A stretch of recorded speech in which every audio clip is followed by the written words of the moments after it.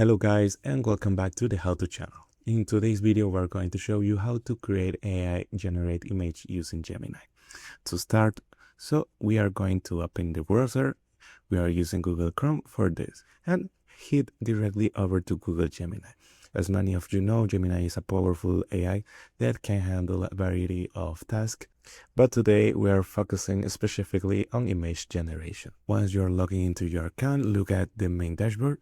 Under the Tools section, you will find the Nano Banana Engine, which is the special model for creating and editing image. Let's select that to get started.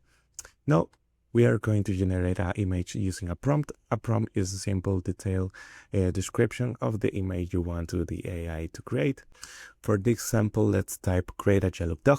Once you've entered the description, just hit to send.